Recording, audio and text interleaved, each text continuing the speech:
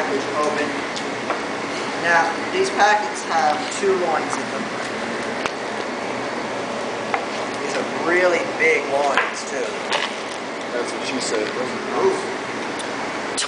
Did you record that? I got it, yes. Of course, I'm going to trim away all of this fat and sinewy stuff off of the pork. Oh, and just so some students, they don't know, I guess, we got some silver skin on here. And the way we treat the silver skin is to treat it the same way that you might treat, like taking off a fish skin. How when you have fish, you kind of do it this way and you hold and pull on the end of it and kind of scrape down.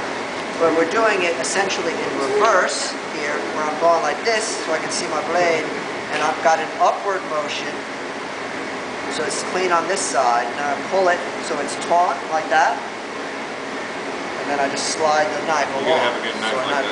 Nice, yeah. So I have a nice clean removal and not taking a bunch of meat with it on the way. Some of this stuff is just a little bit of like cover fat and stuff, so I just pull some of that stuff with my finger. I just watch that I don't tear the meat though. And I'm going to make sure that I get all of this.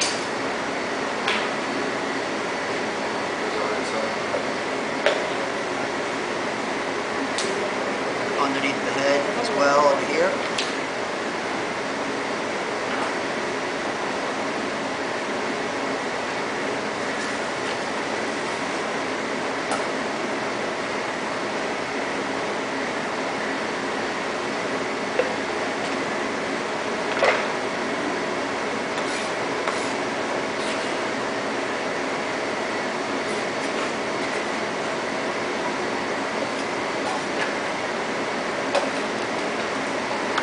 Alright, so that's pretty good. We can trim this up a little more. I don't want to spend a bunch of time having you guys watch me trim this. This still needs to be trimmed on the end here. I'm trying to think about where I want my piece. I have something like this right here. I'm going to cut this head piece off. That we're going to use for brown. I'm going to cut it right about there. That we can use for brown. We'll do the same thing on this side. What I'm going to do with the rest of this, and a little bit of fat doesn't matter so much. It's perfectly fine to be on there.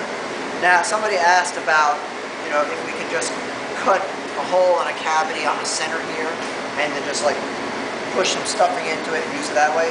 We could do that. We could do that. I don't know if we would have a uniform enough cavity that we would fill, but it's an opportunity just to demonstrate how we would do this.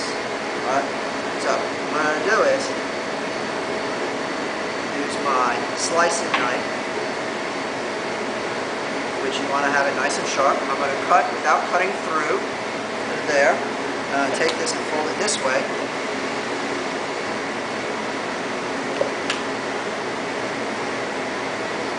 Wow. And again, you know, here I can feel my knife blade here without cutting through. I'm going to take my mallet and I'm going to pound this out to flatten it out, and then we can stuff it. And you can go either direction. You can fold it this way and stuff it, or this way, whichever way you feel that you'd like to go. Nope.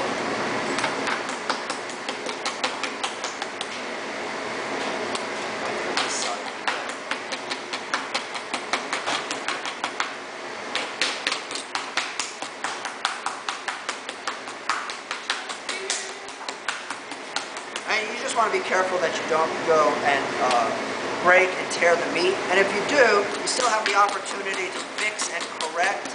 You can always take like a shaving of it and cover in a hole, so that when you roll it, you can just cover it and do it from the inside.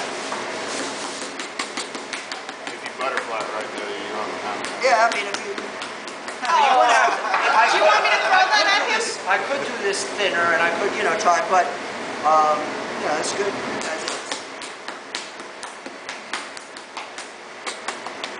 That's good. I like it. That's a nice thickness right there. That's going to be tender as hell. Okay? So, I'm just going to kind of roll it up. And then we'll fill it, we'll roll it, we'll tie it. Another thing you could always do is put some whole fat on it to make sure it holds up well. This stuff we're going to grind, we're probably going to have a lot of ground with this. So, like on this one, I probably would choose a little less. Something like that to have a nice, bigger, solid piece out of it. Cut. Excellent.